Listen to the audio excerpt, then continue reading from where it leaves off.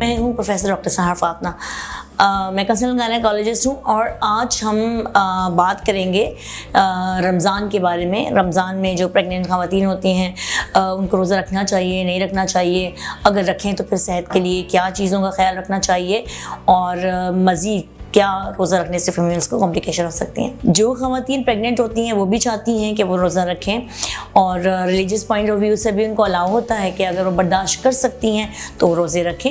लेकिन in case के अगर उनसे बर्दाश्त नहीं हो सकता या कुछ और कॉम्प्लिकेशन है प्रेगनेंसी में तो वो फिर उसके लिहाज से जो इस्लामी तरीका है उसको फॉलो कर सकती हैं। रमज़ानों में रोज़े रखनी होती हैं, उनको क्या प्रिकॉशंस करनी चाहिए। जैसे मैंने कहा कि अगर ख़वातीन रमज़ान में रोज़े रख रही होती हैं तो फिर आपको अपनी न्यूट्रिशन का ख़ास ख्याल रखना चाहिए, क्योंकि जो बीच में भूखे रहने की ड्यूरेशन है वो बहुत ज़्यादा होती है। आमतौर पर वो ख़वातीन जिनको प्रेगनेंसी में कोई कॉम्प्लिकेशंस नहीं होती, यानी उनको कोई शुगर, ब्लड प्रेशर या खून की शदीद कमी या और प्रेगनेंसी रिलेटेड कोई मसले मसाइल नहीं होते, अगर वो चाहें तो वो रोज़ा रख रही होती हैं। मगर ऐसी ख़वातीन को फिर स्पेशल डाइट देनी चाहिए ताकि इस रोज़े के दौरान में जब वो फास्ट कर रही हैं तो बच्चे को और उनको कोई तकलीफ़ ना हो।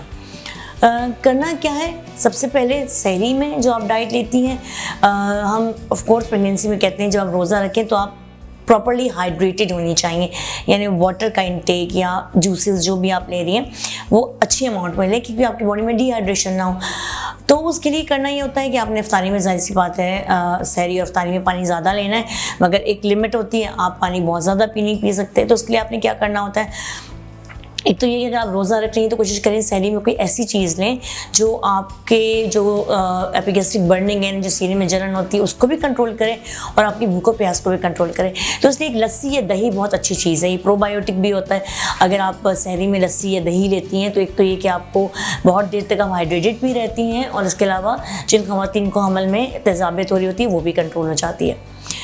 कोशिश करें कि आप सहरी में ऐसी चीज़ें लें जो हाई प्रोटीनियस डाइट है, जिस तरह आपने अंडा ले लिया, मुर्गी ले ली, चिकन ले लिया, इस तरह की चीज़ें ज़्यादा लें एज़ कम्पेयर टू रोटी और चावल की, क्योंकि रोटी और चावल ख़ुद को ही बहुत ज़्यादा ताकत नहीं दे रहा होता। लेकिन अगर आप फ्रूट्स लेंगी, दूध लेंगी, अंडा लेंगी, इस तरह की चीज़ें लेंगी तो इससे आपका जो ड्यूरेशन है फास्टिंग है वो आराम से गुजर जाएगा।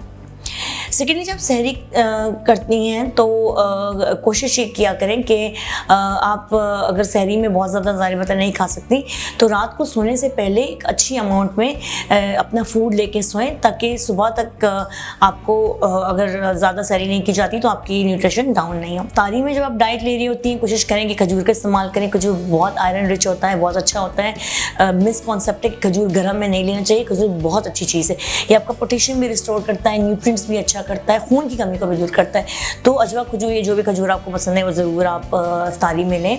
और इफ्तारी में कोशिश करें कि आप पानी के इंटेक से ज़्यादा दूसरी चीज़ें लें, मगर हाईली हेल्दी चीज़ें लें।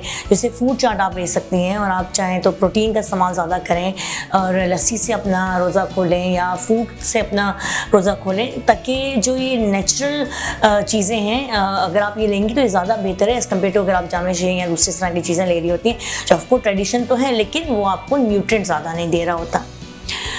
प्रेगनेंसी में क्योंकि ख़वातीन एक सिटिंग में ज़्यादा खा नहीं सकती तो फिर हम रिकमेंड करते हैं कि इफ्तारी के बाद आप रात का खाना ज़रूर लें, क्योंकि बच्चा माँ के पास से मुसलसल अपने न्यूट्रिएंट्स विड्रॉ कर रहा होता है। तो अगर माँ मेल नरिश्ड होगी, बच्चा कमज़ोर हो जाएगा, या अगर माँ बहुत ज़्यादा मेल नरिश्ड होगी तो फिर उसको उल्टी हो जाएगी, जो सारी बातें फिर रोज़े के लिए आपका मसला हो जाता है। तो आप खाना ज़रूर लें, लेकिन जैसे मैंने बार बार कहा हाई प्रोटीन डाइट लें, फ्रूट्स वेजिटेबल का इस्तेमाल ज़्यादा करें, दूध दही या लस्सी इस तरह की चीज़ों का इस्तेमाल ज़्यादा करें, और आप अंडा भी ले सकती हैं। और ऐसी चीज़ें इफ्तारी में प्रेफर करें जो कि हाईली न्यूट्रिशियस होती हैं आपकी सेहत के लिए। बाकी कुछ और चीज़ें, ऐसी बात है हमारे मुल्क में सालों से ट्रेडिशन चला आ रहा है कि हम रोज़े में कुछ फ्राइड चीज़ें ज़्यादा लेते हैं इफ्तारी में। तो अगर आप चाहें तो आप वो ले सकती हैं, मगर उनकी क्वांटिटी को मिनिमाइज़ करें, क्योंकि इस सेहत के लिए कोई ख़ास अच्छी भी नहीं होती है। और अगर आप बहुत स्पाइसी लेंगे तो फिर आपका भी गैस्ट्रिक बर्निंग शुरू हो जाएगी।